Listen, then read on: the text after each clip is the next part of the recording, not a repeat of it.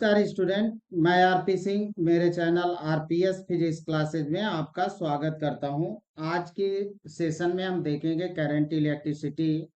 अभी तक हम लोगों ने देखा तो जो चार्ज हमारा था, charge is at rest, state in rest. जो चार्ज था हमारा रेस्ट था, इलेक्ट्रोस्टैटिक्स का पोर्शन था। पिछले 2 चैप्टर हम लोगों ने स्टडी किए। अब यहाँ पे करंट इलेक्ट्रिसिटी में चार्ज हमारा मोशन करने लगेगा। इस बात का स्टडी करना है तो पहले तो हम करंट को डिफाइन कर लेते हैं कि करंट क्या होती है। Rate of flow of charge is called rate of flow of charge is called current. इसको हम दूसरे रूप में भी डिफाइन कर सकते हैं। Flow of charge in conductor is called electric current. Flow of charge in conductor is called electric current. अब यहाँ पे हम एक कंडक्टर लेते हैं, flow of net charge from left to right. अब किस तरह से फ्लो हो रहा है, इसमें पॉजिटिव चार्ज का ये है, पॉजिटिव चार्ज है, ये पॉजिटिव चार्ज और ये निगेटिव चार्ज। तो नेट चार्ज जो हमारा होगा Q plus minus Q negative.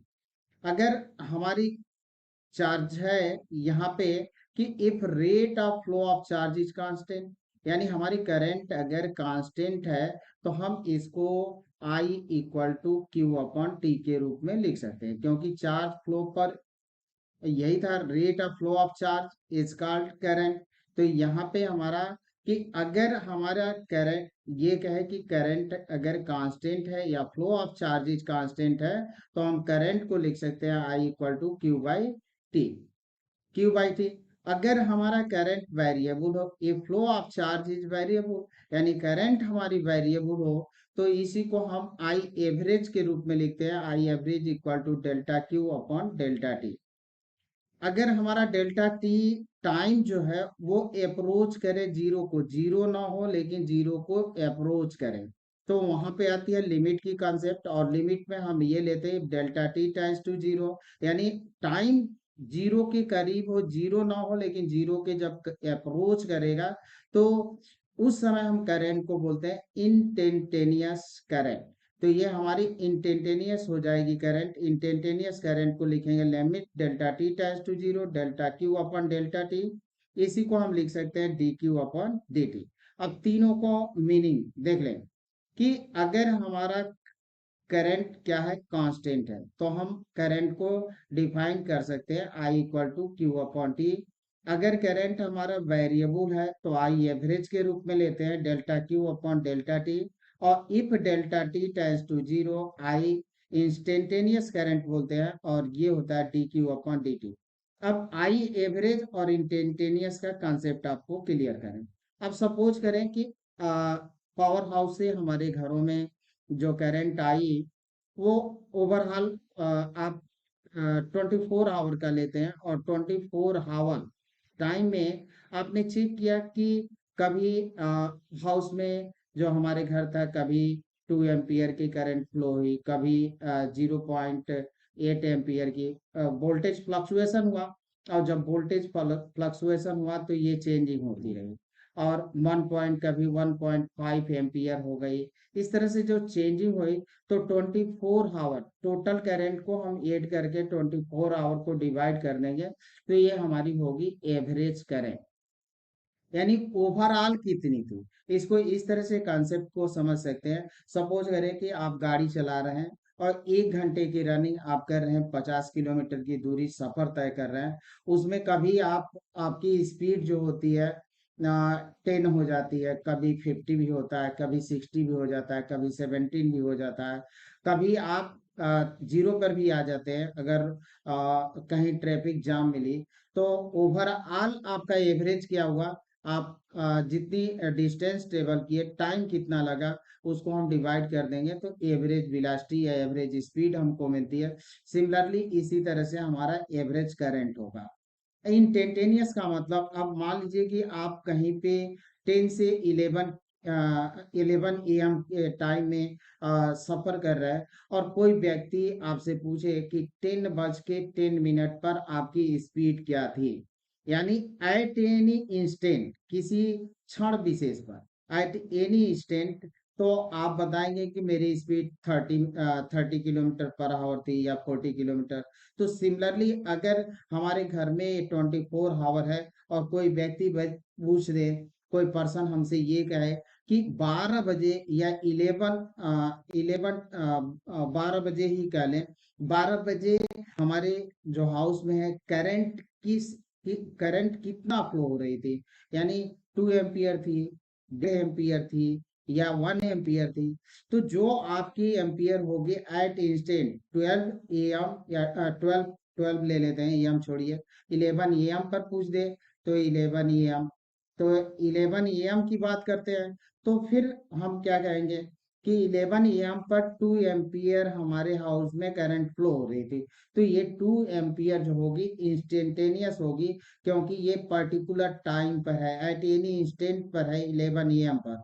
तो ये हमारा इंस्टेंटेनियस होगा और ये होगा dQ/dt।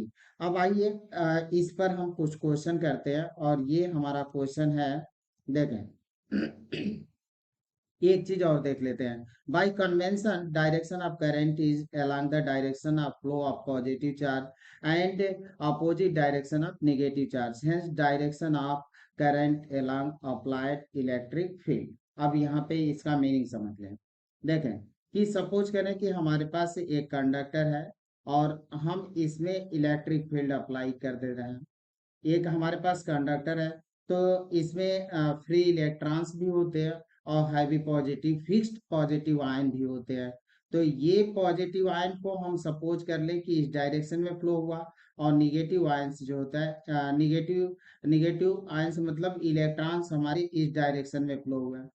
तो देखें कि कह रहा है कि बाई कन्वेंशन, कन्वेंशन ये माना जाता है कि जो करंट का डायरेक्शन होता है along the direction of flow of positive charge जिस डायरेक्शन में फ्लो होंगे उस डायरेक्शन में, और जिधर इलेक्ट्रॉन जाएंगे निगेटिव चार्ज जाएंगे उसके अपोजिट होगी। तो इलेक्ट्रॉन तो हमारे इस डायरेक्शन में फ्लो हो रहे हैं, यहाँ पे इलेक्ट्रॉन है, तो यानी करंट का डायरेक्शन जो होगा वो इस डायरेक्शन में होगा। इसी डायरेक्शन में हमारा पॉजिटिव भी है।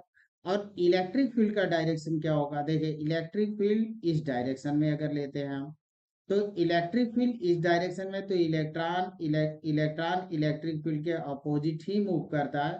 देन यहाँ पे हम कर सकते हैं कि देखें कि जो करंट का डायरेक्शन होगा along the applied electric field के डायरेक्शन में होगा, यानी पॉजिटिव चार्ज जिधर चलेगा उस डायरेक्शन में आपके करंट का डायरेक्शन होगा और फिर अप्लाइड इलेक्ट्रिक फील्ड के डायरेक्शन में होगा।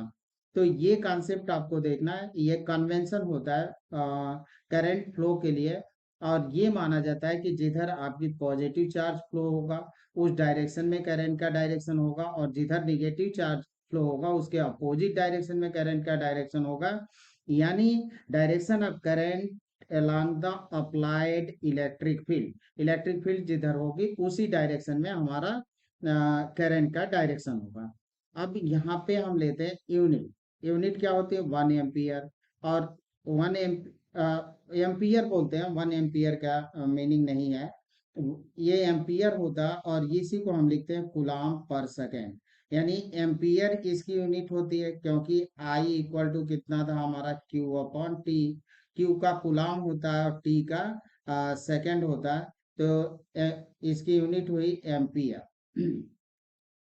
अब एक कंसेप्ट और आपको बता दें कि देखें, जब 60 में आप लिखते हैं तो 60 में ये लिखेंगे, अगर यूनिट के रूप में लिख रहे हैं तो ये इसको ऐसे लिखा जाएगा, क्योंकि अगर कोई वैज्ञानिक के नाम पर ही भले हो लेकिन जब यूनिट के रूप में इस्तेमाल करते हैं तो हम फुल जब लिखेंगे तो स्मॉल ही यूज करते हैं। अगर यही एम्पियर वैज्ञानिक का नाम लिखना है तब तो ये कैपिटल ए से शुरू होगा, लेकिन यूनिट के रूप में ये निगेटिव होगा। जैसे यूनिट अगर आप न्यूटन लिख रहे हैं तो यूनिट जब न्यूटन लिखेंगे तो ये स्मॉल हो, लेकिन जब नाम लिखेंगे तब तो ये आपका कैपिटल से ही लिखा जाएगा। तो यूनिट, ये कॉन्सेप्ट आप ध्यान में रखें कि यूनिट जो होता है स्मॉल लेटर से ही शुरू होता है। तो एम्पियर यूनिट हुआ, इसी को हम बोलते हैं कूलाम पर सेकेंड। अब देखिए 1 इलेक्ट्रॉन जो चार्ज है उसका कितना होता है, इलेक्ट्रॉन का चार्ज होता है 1.6 × 10⁻⁹ कूलाम।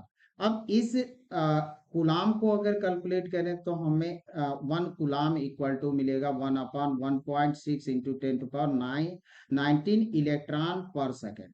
अब इसको हम वो करें तो 6.25 इंटू 10⁸ इलेक्ट्रॉन पर सेकेंड।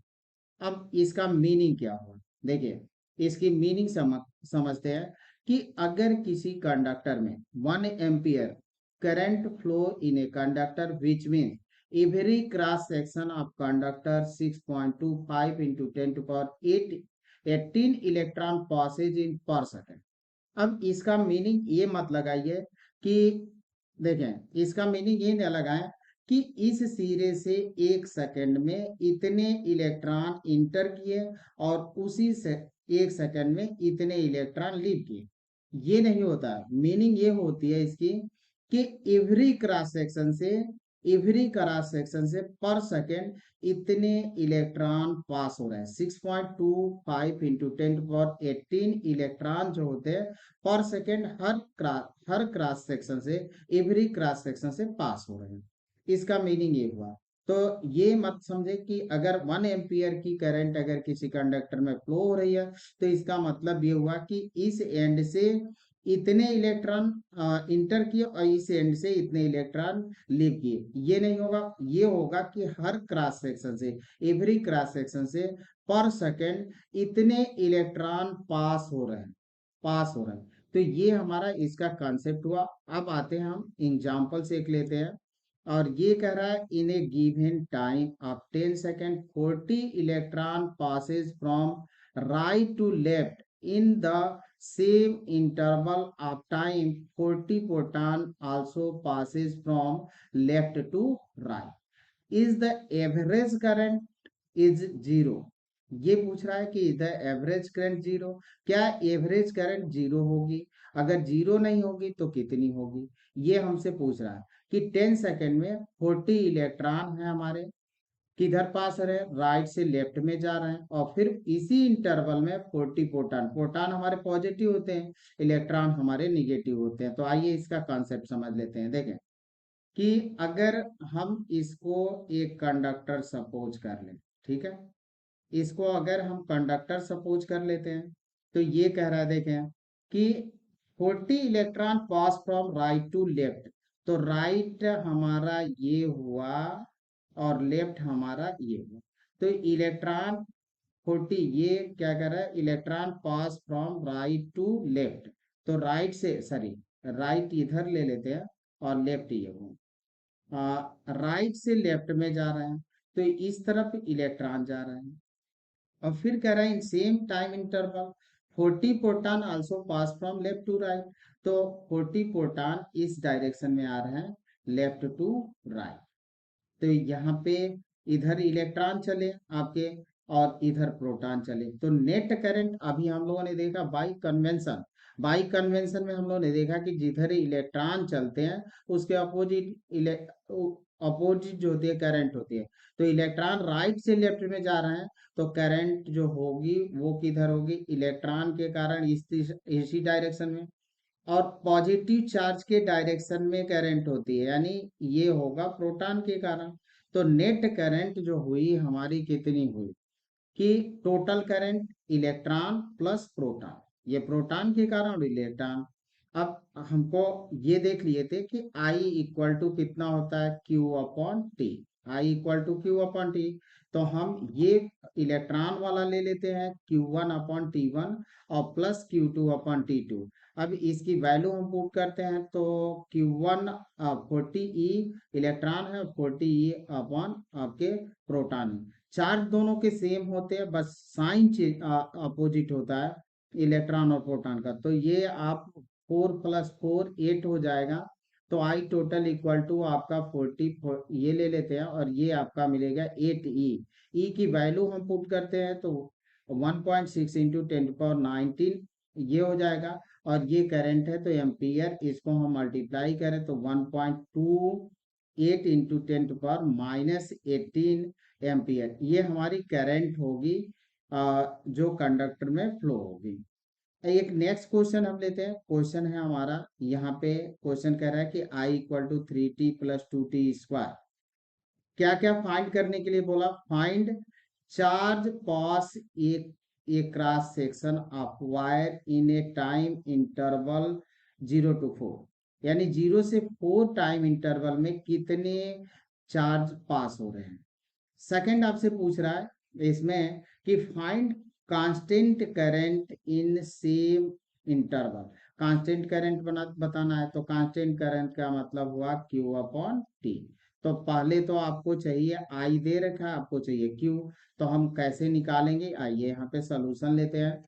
तो I equal to D Q upon D T. तो हम डी टी को इस तरफ मल्टीप्लाई कर देते हैं, तो डी क्यू बराबर हमको मिलेगा आई डी टी। अब इसको हम इंटीग्रेट कर देंगे। तो इंटीग्रेट करेंगे तो यहाँ पे आप फॉर्मूला देख लेंगे कि डी एक्स का इंटीग्रेशन होता है एक्स, और ये फॉर्मूला होता है एक्स पर N D X equal to होता है एक्स पर N plus one upon N plus one. तो यहाँ पे आई की वैल्यू हम पुट करते हैं, तो आई की वैल्यू हम पहले ले लेते हैं। और लिमिट जो टाइम इंटरवल था 0 से 4, तो आई को जब हम टाइम में चेंज करेंगे तो हम ले लेंगे लिमिट 3t, और क्योंकि टाइम हमारा 0 से 4 दिया है। अब ये 3 कांस्टेंट है तो इसको बाहर निकालेंगे। t का इंटीग्रेशन होगा t² बाई 2, यहाँ से अगर फॉर्मूला ओपन करेंगे तो। और t² का होगा t³ बाई 3, और इसका होगा t² बाई 2। तो हम इसका इंटीग्रेशन कर लेते हैं। और t² बाई 2 0 से 4 प्लस 2 t³ अपॉन 3। अब 4 को हम यहाँ रख देते हैं। ये क्या करते हैं कि टी की जगह पर पहले हम अपर लिमिट रखेंगे, देन माइनस करके लोअर लिमिट रखते हैं। टी की जगह पर पहले अपर लिमिट, देन माइनस करके लोअर लिमिट। तो यहाँ पे Q equal to 3, 16 minus 0 upon 2 plus 2 64 minus 0 upon 3। तो 24 ये निकलेगा आपका। इसको अगर आप काटते हैं तो 8 होगा, 8 और 3 24। और इसको सॉल्व करेंगे तो 2 का 64 में तो 128 अपॉन 3। अब ये इसको हम 3 को इसमें मल्टीप्लाई करेंगे तो देन हमको मिलेगा 72 प्लस 122 128 अपॉन 3। अब इसको अगर हम सॉल्व करें तो 200 अपॉन 3, तो चार्ज हमको मिल गया 203 कूलम। ये हमारा चार्ज हो गया। अब यहाँ से हम कैलकुलेट करेंगे कांस्टेंट करंट। तो कांस्टेंट करंट कितनी होगी? I equal to Q upon T. तो Q हम लोग निकाल चुके हैं 200 अपॉन 3, और T की वैल्यू रखे 4। तो 4 से इसको आप काट दीजिए तो ये 50 हो गया, और ये 3 हमारा नीचे आ जाएगा, तो 50/3 एम्पियर। नेक्स्ट एक क्वेश्चन और ले लेते हैं, और कह रहा है कि Q इक्वल टू इतना है 2t² प्लस 3t प्लस 4। अब आपसे क्या पूछ रहा है? Find t equal to 4 second पर आई आपको फाइंड करना है। दूसरा आपका पूछ रहा है कि time interval 0 to 4 second I average की वैल्यू फाइंड करनी है। तो आई एवरेज निकालना है और ये निकालना है। तो आइए पहले तो इसको हम लोग फाइंड कर लेते हैं। तो पहले तो Q इक्वल टू दिया है, हम D Q upon D T निकालेंगे। तो d upon D T t² plus 3d upon D T, और d अपॉन डी टी। अब यहाँ से फॉर्मूला आप देख लें, तो फॉर्मूला है d अपॉन डी टी, और ये है t²। तो पहले तो बेसिक कंसेप्ट ये है इसका, d अपॉन डी एक्स, और x power n equal to होता है n x पावर n-1। तो 2 आपका आगे आएगा, उसमें से एक पावर कम हो जाएगी तो 2t होगा। और t का हो जाएगा dt/dt, तो ये 1 हो जाएगा, तो इसका 1। और कांस्टेंट का डिफरेंशिएशन होता है 0, तो ये 4 कांस्टेंट है तो इसका 0 हो जाएगा। देन हम इसको ऐसे लिख सकते हैं, और इस t का 1 होगा। अब हमको मिला 4t+3। तो आगे हम बढ़ते हैं, हमको मिल गया I equal to D Q upon D T equal to 4t+3। और t इक्वल टू 4 पर हमको करंट फाइंड करना था, तो हम t की वैल्यू रख दिए, यानी 19 एम्पियर मिला। अब हमको चाहिए एवरेज। तो आई एवरेज का हम लोग का फॉर्मूला था I average equal to delta Q upon delta T. ये था आई एवरेज इक्वल टू। तो डेल्टा क्यू को आप क्या लिख सकते हैं? इसको हम लिखेंगे Q2, और कब? जब T4 है, और माइनस Q1 कब? जब T हमारा 0 है, और देन यहाँ पे नीचे करेंगे T2 माइनस T1। तो अब ये यही फाइनल करना है हमको। तो पहले हम Q2 फाइंड कर लेते हैं और Q1, और देन हम इतना करेंगे। तो T बराबर 0 पर Q1 हमको फाइंड करना है। तो हमारे पास जो इक्वेशन था वो था कितना, 2t² प्लस कितना था, 3t और प्लस 4। अब यहाँ पे t की जगह पर हमको कितना रखना है, 0। तो t की जगह पर 0 रखेंगे आप, तो ये 0 हो जाएगा, ये 0 आपको बच जाएगा 4, तो यह लेके लिए 4। अब एट t बराबर 4 लेते हैं, Q2 होगा हमारा। और यहाँ पे 4, तो 4 4 जा 16, 16 टू 32, और ये होगा आपका 12। तो 12 ये हो गया, और 4 इसमें ऐड कर देंगे तो आपको मिल जाएगा 48। तो ये हमको मिला 48। देन हम अब निकाल लेते हैं आई एवरेज। तो delta Q upon delta T, Q2 minus Q1 upon T2 minus T1, ये हमको मिला आई एवरेज। तो आई एवरेज की वैल्यू हमको फाइंड हो गई। अब आते हैं हम लोग, आई एवरेज इतना हुआ, और 48 Q2 हम लोग निकाले 48, और Q1 है -4 अपॉन 4 माइनस 0। इसको सॉल्व करेंगे तो 11 एम्पियर। अब आते हैं हम लोग classical theory of current flow, ये इन ए कंडक्टर, इसको बोलते हैं क्लासिकल थियरी या इलेक्ट्रॉन गैस मॉडल।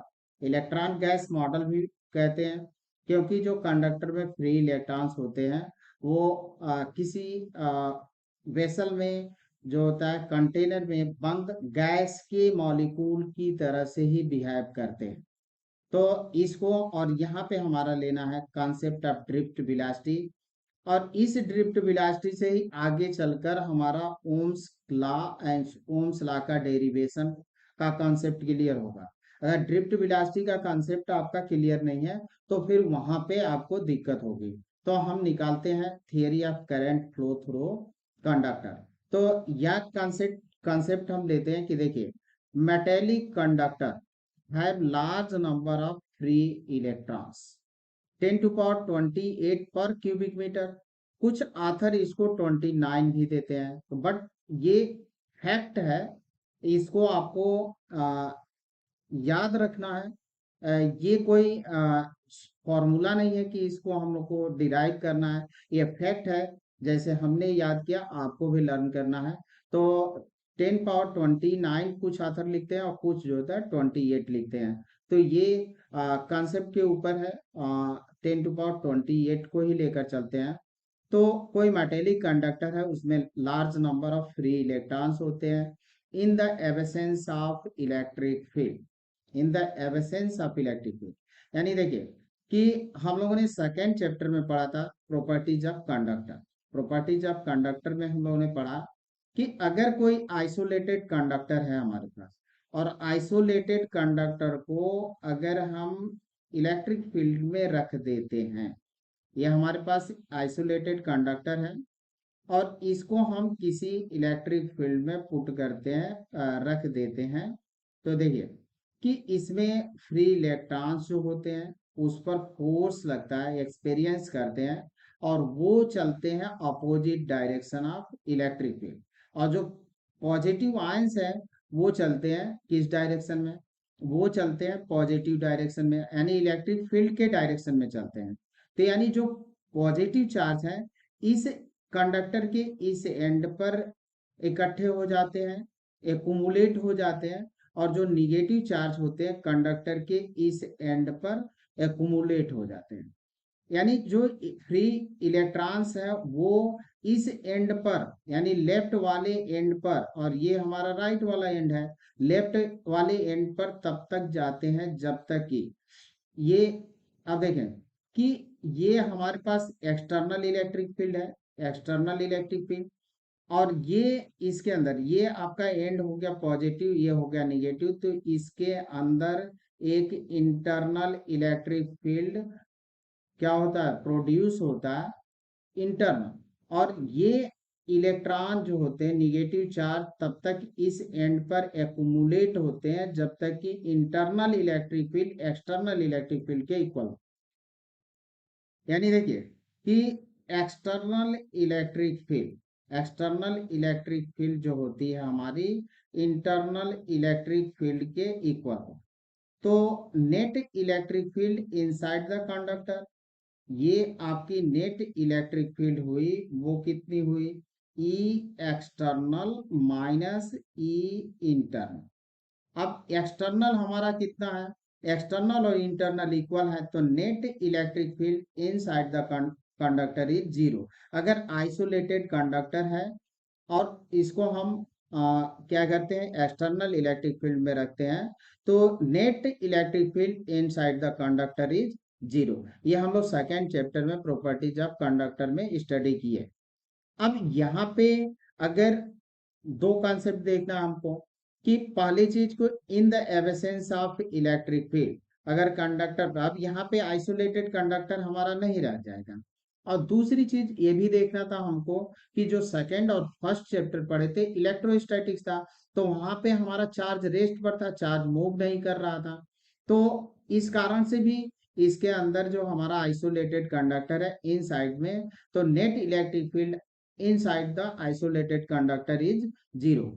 तो अब यहाँ पे क्वेश्चन एराइज होता है, क्या always always electric field zero inside the conductor, तो इसका जवाब होगा नो, ऑलवेज जीरो नहीं होता। आगे हम लोग एक इस आगे हम चलकर लेटर इसका जवाब देंगे कि inside the conductor always electric field is not zero, always हमेशा इलेक्ट्रिक फील्ड जो होता है इनसाइड द कंडक्टर जीरो नहीं होती है। तो अब इसी कॉन्सेप्ट को हम लेकर आगे बढ़ेंगे, और यहाँ पे हम पहले ये देखते हैं कि हमारे पास जो ये है मेटेलिक कंडक्टर है, इलेक्ट्रिक फील्ड एब्सेंट है, इलेक्ट्रिक फील्ड हमने कोई अप्लाइड नहीं किया है, तो उस कंडीशन में एट द रूम टेम्परेचर जो हमारे फ्री इलेक्ट्रॉन्स होते हैं इनकी काफी अधिक संख्या होती है, तो ये गैदरिंग करते हैं, रैंडम मूव करते हैं, रैंडमली मूव करते हैं फ्री इलेक्ट्रॉन्स। और ये ड्यू टू थर्मल एनर्जी, यानी जिसको बोलते हैं उसमें विक्षोभ, थर्मल एनर्जी के कारण ये रैंडमली मूव करते हैं। और इनका नेट क्या कहते हैं कि net average velocity any direction is zero, जो एवरेज वेलोसिटी होती है फ्री इलेक्ट्रॉन की, net average velocity is zero. तो अब यहाँ पे आपका कह रहा है in the absence of any electric field these electron are in the state of continuous random motion at room temperature, continuous random motion में होते हैं, hence net current from any section is zero. Net current जो होती है any section में क्या होती है, और नेट एनी एवरेज वेलोसिटी जो होगी करंट की, वो क्या, average velocity of free electron in any direction is zero, because, क्योंकि ऐसा माना जाता है कि अगर इस तरह से माना कि 5 इलेक्ट्रॉन इस डायरेक्शन में मूव किए, तो 5 इधर इसके अपोजिट में मूव किए, तो दोनों क्या हो, इनकी नेट एवरेज वेलोसिटी क्या हो गई, जीरो हो गई। तो ये सपोज करके चला जाता है कि the number of electrons travelling in any direction will be equal two numbers of electron travelling in opposite direction. तो देखिए कि ये कहा कि 5 इधर चले, तो 5 ही इसके अपोजिट चले, तो ये क्या हुआ कि जितना इधर चल रहा है उतना, तो एवरेज वेलोसिटी क्या होगी, जीरो। अब ये बोला जाता है इलेक्ट्रॉन गैस मॉडल भी कहते हैं। क्यों कहते हैं कि देखिए कि अगर आप किसी कंटेनर के अंदर आप मॉलिक्यूल्स को रख देते हैं, मॉलिक्यूल्स को आप रख देते हैं, इस तरह से मॉलिक्यूल है, किसी गैस को आप रखते हैं, तो जो मॉलिक्यूल्स होते हैं, गैस के मॉलिक्यूल्स क्या होते हैं कि रैंडमली मूव करते हैं ड्यू टू थर्मल एनर्जी। लेकिन ये गैस के जो कंटेनर है, ये कंटेनर के वाल से बार बार क्या करते हैं, कोलिजन करते हैं, और कोलिजन करने के बाद इनकी वेलोसिटी और डायरेक्शन जो होता है चेंज होता रहता है।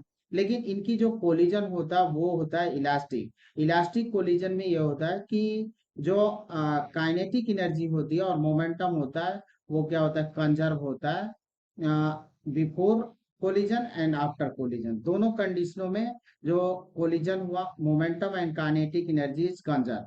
तो ये होता है इसमें। और ये जो मॉलिक्यूल होते हैं ये कंटेनर को, वेसल को बाहर छोड़कर नहीं जा पाते हैं। ठीक सिमिलरली जो हमारे फ्री इलेक्ट्रॉन्स होते हैं वो क्या होते हैं कि किसी कंडक्टर में रेंडमली ये इलेक्ट्रॉन्स हैं, ये इधर से उधर जो होता है मूव करते हैं randomly due to thermal energy. But ये जो होता है कि ये कंडक्टर को छोड़कर बाहर नहीं जा पाते हैं, क्योंकि न्यूक्लियस जो हमारा है यहाँ पे, न्यूक्लियस के कारण जो पॉजिटिव हैवी फिक्स्ड आयन होते हैं उनके कारण, अट्रैक्शन के कारण ये बाहर नहीं जा पाते हैं। तो ये इसी कारण इसको बोलते हैं electron gas model. Electron gas model भी बोलते हैं इसको, क्लासिकल थियरी भी बोलते हैं। Classical theory of flow of current, current का फ्लो कैसे होता है, ड्रिफ्ट वेलोसिटी का कॉन्सेप्ट है। और ये ओम्स लॉ के डेरिवेशन में काफी महत्वपूर्ण हो जाता है, इस चैप्टर का बेस है। अगर बेस आपका क्लियर है तो पूरी चैप्टर की कहानी जो होती है आपको समझ में आएगी। तो हम इस कहानी को, जो क्लासिकल थियरी है, इस कहानी को दो पार्ट बनाए। एक तो पहला पार्ट है in the absence of electric field, और दूसरा पार्ट होगा इन the presence of electric field. तो अभी हमने कहानी में ये देखा कि जब कोई इलेक्ट्रिक फील्ड नहीं है तो जो हमारे फ्री इलेक्ट्रॉन्स होते हैं inside the conductor randomly move along all direction, all direction में रेंडमली मूव करते हैं। और net average velocity any direction, net average velocity of any direction is zero. तो एनी डायरेक्शन में नेट एवरेज वेलोसिटी जीरो होती है, और net current क्या होगी, जीरो होगी। ये कॉन्सेप्ट इसलिए माना जाता है कि जितने, अगर ये कि इधर से 5 इलेक्ट्रॉन गए तो इधर से 5 इलेक्ट्रॉन आए, और दोनों क्या किया, एक दूसरे को कैंसिल कर दिए। तो यही बात यहाँ पे लिखा गया है कि the number of electron travelling in any direction will be equal to number of electron travelling in opposite direction. अब कहानी का दूसरा पार्ट हमारा शुरू होगा, और वो शुरू होगा कि जब हम इलेक्ट्रिक फील्ड अप्लाई करेंगे तो क्या होगा। तो आइए देखते हैं यहाँ पे।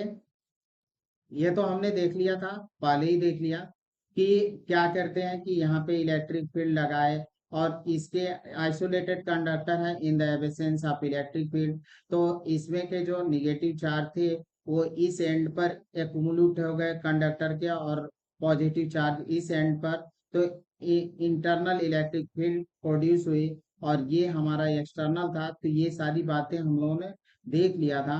और ये यहाँ से निगेटिव चार्ज तब तक इस पर एक्यूमुलेट होते हैं जब तक कि इंटरनल इलेक्ट्रिक फील्ड जो होती है एक्सटर्नल इलेक्ट्रिक फील्ड के इक्वल ना हो जाए। तो इंटरनल इलेक्ट्रिक फील्ड क्या कर देती है, एक्सटर्नल इलेक्ट्रिक फील्ड को रिड्यूस कर देती है, और net electric field inside the conductor is zero. ये हम लोगों ने देख लिया।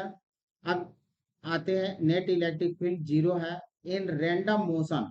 रैंडम मोशन में हमारी if u1 u2 u3 and dot dot u1 are the random velocity of n electron, या random velocity of n electron, then average velocity क्या होगा, u average u1 plus u2 plus u3 dot dot un upon n। और अभी हम लोगों ने देखा कि u एवरेज क्या होता है, जीरो होता है। और ये हम इसको हम कोई रिलेशन दे देंगे तो ये हमारा u एवरेज हो गया, और यू एवरेज हो गया जीरो। नेट करंट क्या होगी, जीरो होगी, क्योंकि एवरेज वेलोसिटी इलेक्ट्रॉनों का जीरो है तो नेट करंट भी हमारी जीरो हो जाएगी। अब आते हैं random velocity of electron 10 to power 5 metre per second. जो रैंडम वेलोसिटी ऑफ इलेक्ट्रॉन्स होते हैं उसका ऑर्डर होता है 10 to power 5 metre per second. तो अब लेते हैं in the presence of electric field, each electrons experiences force minus E in opposite direction of field। Electric field के अपोजिट डायरेक्शन में जितने भी इलेक्ट्रॉन होते हैं क्या एक्सपीरियंस करते हैं, फोर्स एक्सपीरियंस करते हैं। तो ये हमारा फोर्स होगा, और ये फोर्स होगा E equal to F upon M. और एफ कितना है हमारा, माइनस ई। तो इसको हमने यह, अगर मैग्नीट्यूड इसका हम लेते हैं तो अब मैग्नीट्यूड तो हमारा प्लस कर देंगे।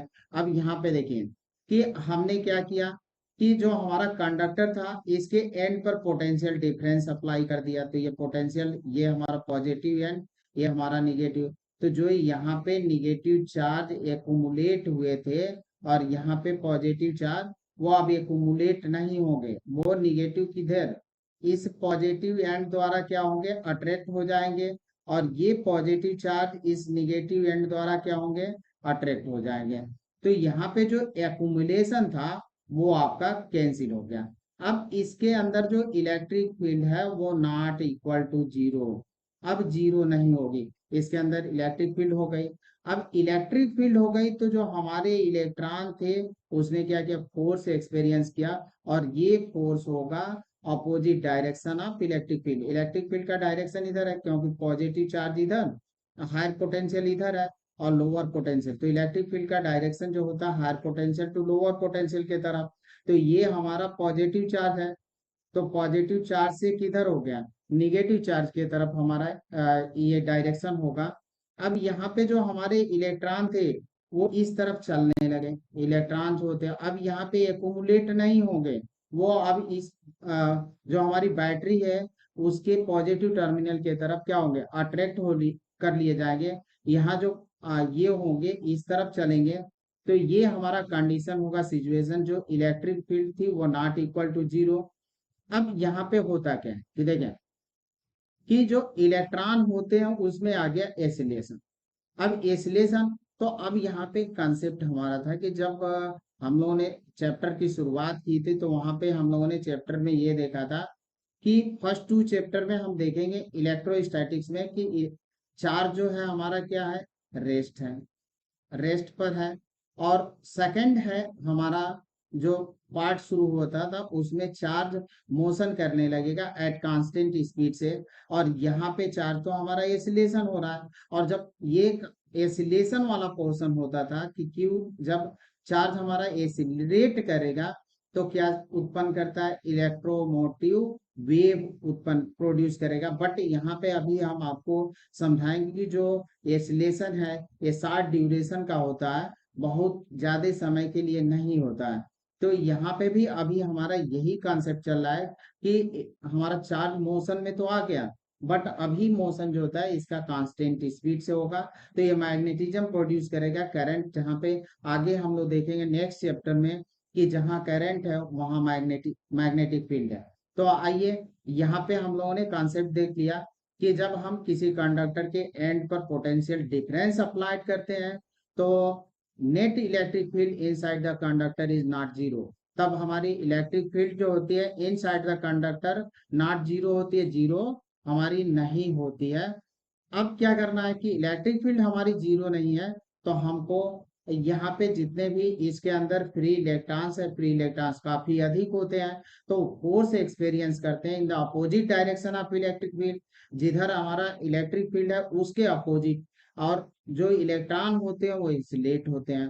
अब आगे की कहानी हम लोग सुनते हैं क्या है, ये थियरिटिकल पार्ट है, काफी इसमें कहानी जुड़ा हुआ है, कॉन्सेप्ट जुड़े हुए हैं। तो आइए यहाँ पे, तो अब यहाँ पे मीन फ्री पाथ देख लेते हैं कॉन्सेप्ट।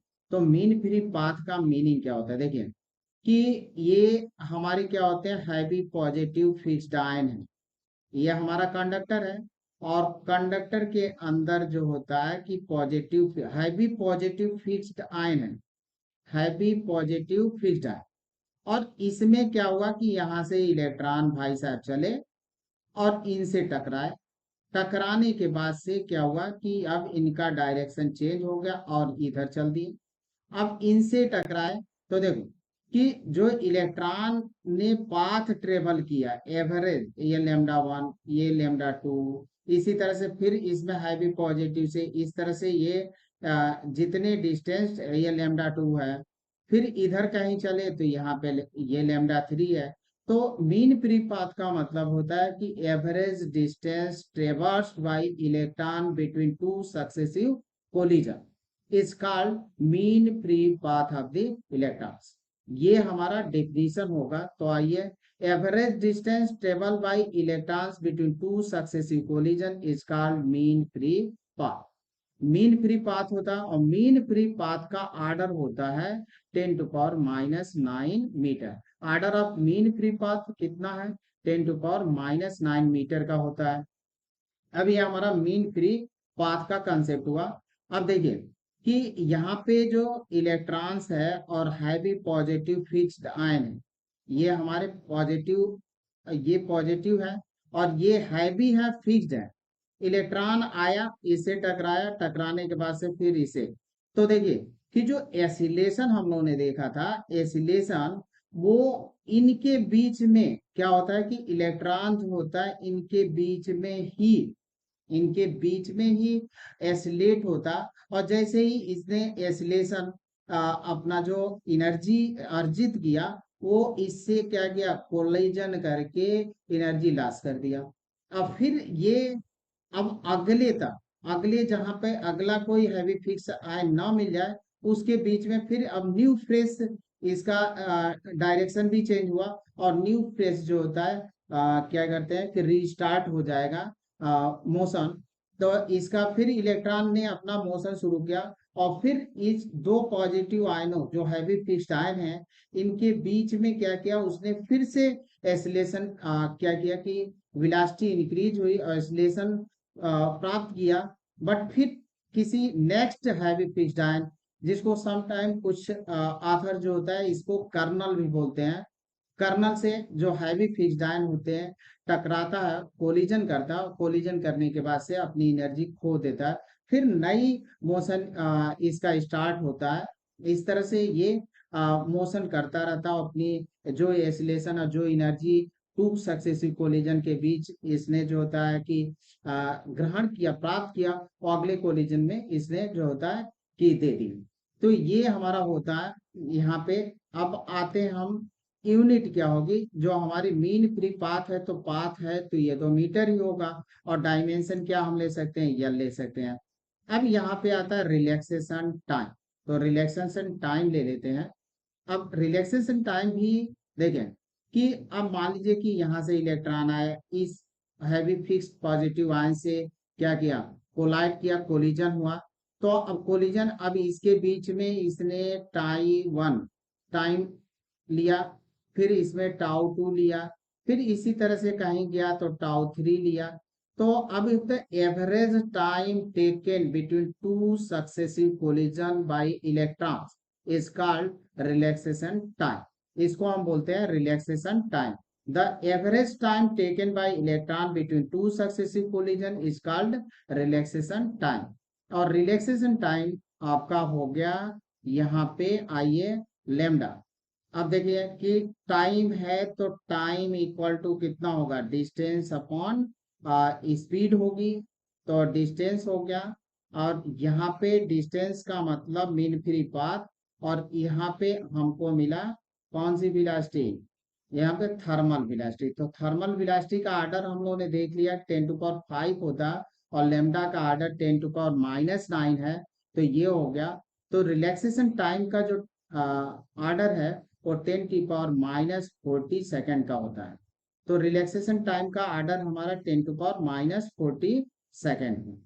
अब यहाँ पे देखें कि होता क्या है, कि अब जैसे यहाँ पे हमारे थे, जैसे ही हमने इस एंड को, जो हमारा कंडक्टर था, उसने क्या किया कि इस तरह से हमने इसको जब पॉजिटिव और पोटेंशियल डेवलप अप्लाइड किया इसके एंड पर कंडक्टर के, तो जो फ्री इलेक्ट्रॉन्स थे, थर्मल तो मोशन हो रहा है, थर्मल मोशन तो होगा उनका, बट उस मोशन के ऊपर जो होता है फ्री इलेक्ट्रॉन्स जो होते हैं हमारे इस डायरेक्शन में, from lower to higher potential, ये देखें लोअर टू हायर पोटेंशियल या opposite direction of electric field के डायरेक्शन में एक कांस्टेंट स्पीड से मोशन करने लगते हैं, कांस्टेंट स्पीड से मोशन करने लगते हैं इलेक्ट्रॉन। इसी को बोलते हैं ड्रिफ्ट वेलोसिटी। तो ये हमारा कहलाता है ड्रिफ्ट वेलोसिटी। और ये ड्रिफ्ट वेलोसिटी आपकी क्या हुई कि यहाँ पे लिखेंगे, the in the presence of electric field every electron experiences force and accelerate। तो अब हमारा जितने भी इलेक्ट्रिक फील्ड में every electron experiences force and accelerate होते हैं। और फोर्स हमारा एफ इक्वल टू माइनस ई, हम लोग पहले भी देख लिए। एसिलेशन हुआ एफ अपॉन एम, तो एफ की वैल्यू हम लोग पुट कर देते हैं, तो माइनस ई अपॉन एम हो गया। और A equal to E upon M होगा। तो यहाँ पे आपका ये हो गया, ए इक्वल टू इतना हुआ आपका। अब आप देखें कि ये हमको मिल गया, ये मैग्नीट्यूड लिया है। मैग्नीट्यूड हमने लिया इसका एक्सीलरेशन का।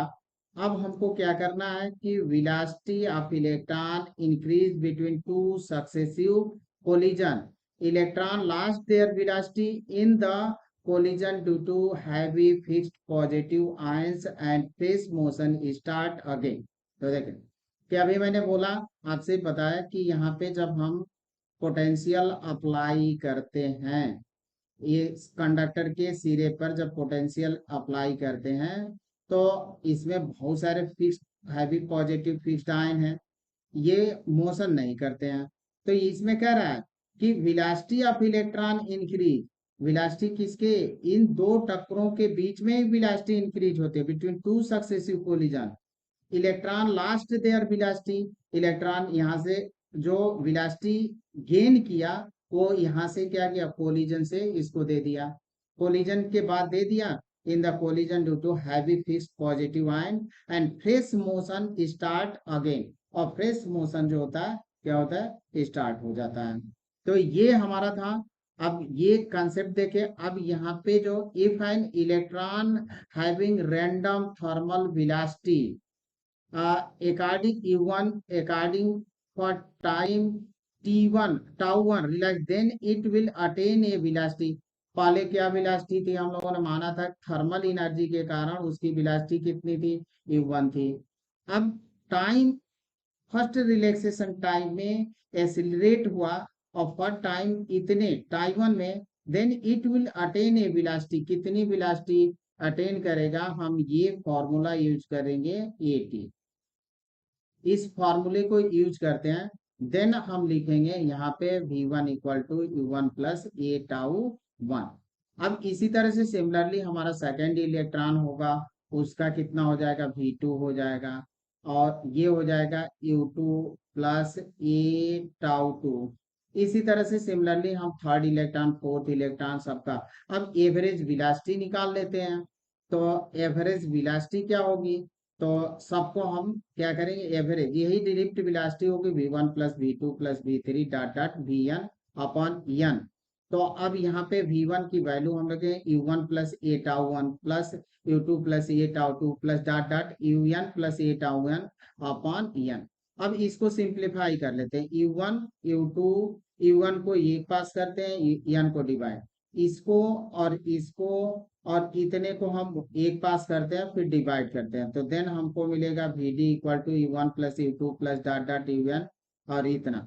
अभी हम लोगों ने देखा ड्यू टू थर्मल एनर्जी के कारण जो average velocity of electron is 0, तो ये तो हमारा 0 हो गया।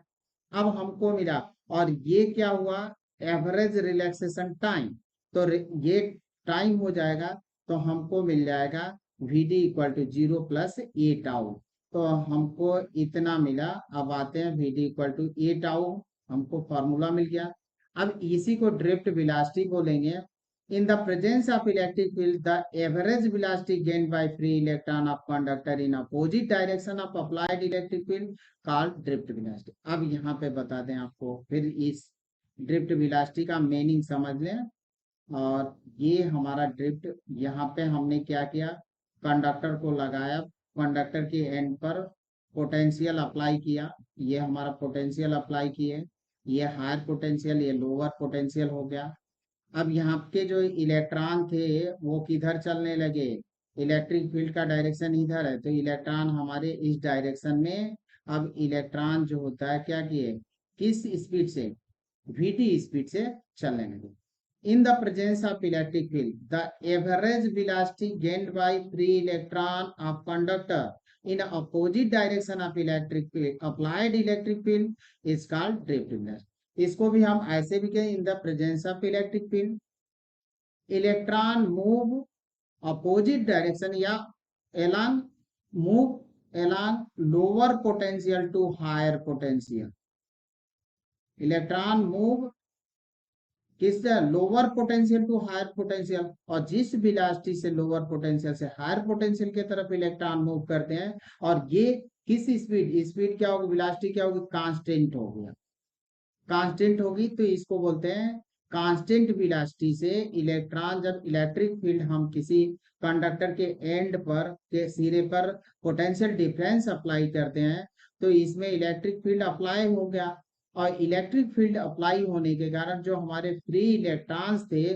वो कांस्टेंट वेलोसिटी से लोअर पोटेंशियल से हायर पोटेंशियल की ओर क्या करने लगते हैं, मोशन करने लगते हैं।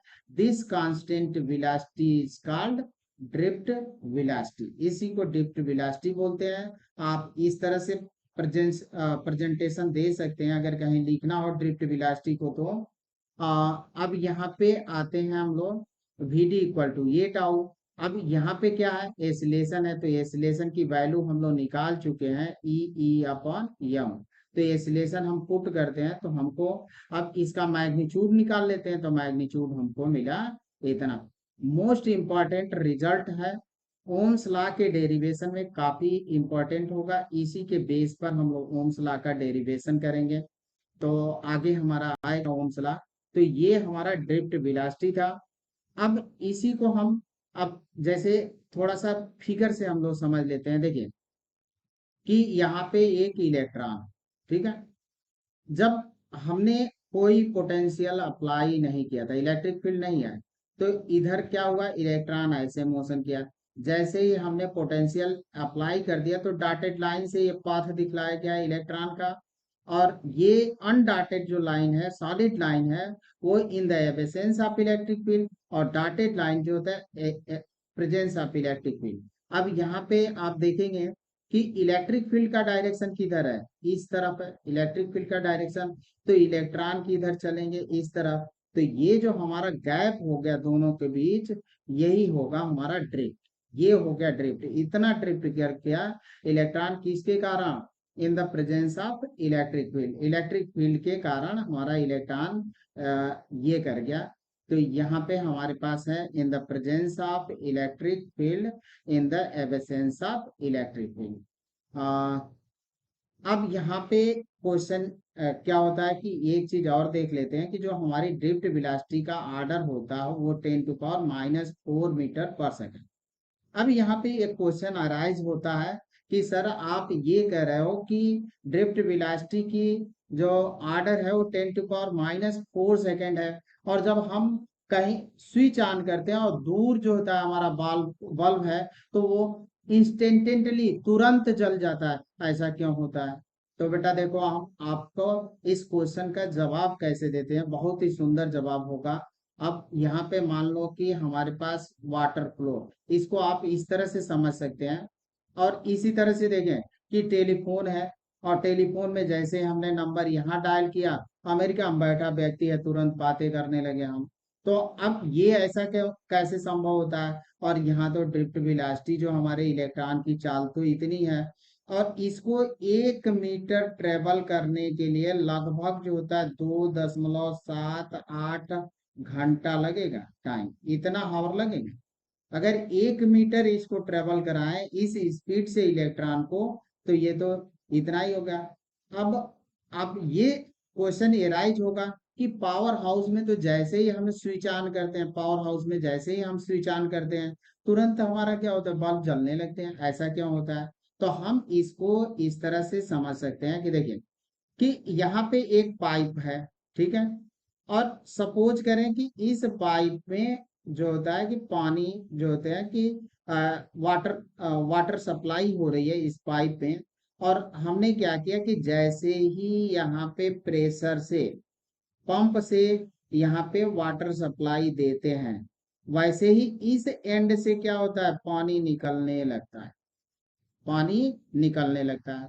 अब इसका कारण क्या होता है, इसका कारण ये होता है कि जैसे ही हम यहाँ पे प्रेशर अप्लाई करिए, तो इसके अंदर कौन सी वेव, कंप्रेस्ड वेव क्रिएट हो जाती है, और ये कंप्रेस्ड वेव जो होती है कितने, लगभग 1500 मीटर पर सेकेंड के स्पीड से। और ये जैसे ही हमने यहाँ पे प्रेशर लगाया, तो ये प्रेशर जो होता है हर जगह लग रहा है, हर जगह लग रहा है, तो यहाँ से पानी तुरंत है। सिमिलरली इसी तरह से आपके ये होते हैं कि जब आप क्या करते हैं कि जैसे ही हमने स्विच ऑन किया, और ये हमारा वायर है, तो अब ये नहीं है कि जब वायर को यहाँ पे आपने, आपका स्विच है और यहाँ पे जब आपने ऑन किया स्विच को, तो यहाँ से इलेक्ट्रॉन भाई साहब चलना शुरू करेंगे और तब यहाँ के बल्ब को जलाएंगे, ऐसा नहीं हो। जैसे ही आपने स्विच ऑन किया, वैसे ही जितने भी इसके क्रॉस सेक्शन है, जितने भी क्रॉस सेक्शन है,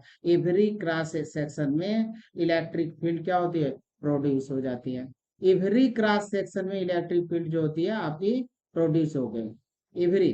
तो अब देखें, इलेक्ट्रॉन तो यहाँ पे भी है, इलेक्ट्रॉन आपका यहाँ पे भी है, और ये इलेक्ट्रिक फील्ड इस स्पीड से, लगभग स्पीड ऑफ लाइट के स्पीड से इसमें प्रोड्यूस होती है, 3 × 10⁸मीटर पर सेकेंड। तो हर सेक्शन में जो होता है कि क्या हुआ कि यहाँ पे भी इलेक्ट्रॉन है यहाँ पे, और जैसे ही यहाँ की इलेक्ट्रिक फील्ड प्रोड्यूस हुई, यहाँ का इलेक्ट्रॉन क्या हुआ, इधर अगर आपका इलेक्ट्रिक फील्ड का डायरेक्शन है तो इधर चल दिया, तुरंत चल दिया।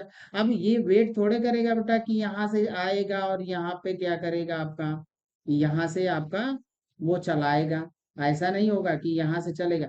हर सेक्शन में क्या होगा आपका कि एवरी सेक्शन में इलेक्ट्रिक फील्ड प्रोड्यूस होगा, और हर सेक्शन में इलेक्ट्रॉन है, तो हर सेक्शन के इलेक्ट्रॉन मूव करने लगेंगे, तो यहाँ का भी इलेक्ट्रॉन मूव करने लगेगा। तो इस कारण से हमारा जो होता है कि ये क्वेश्चन एराइज होना स्वाभाविक था, बट मैंने इस क्वेश्चन को आपको समझाने का प्रयास किया। Thank you student.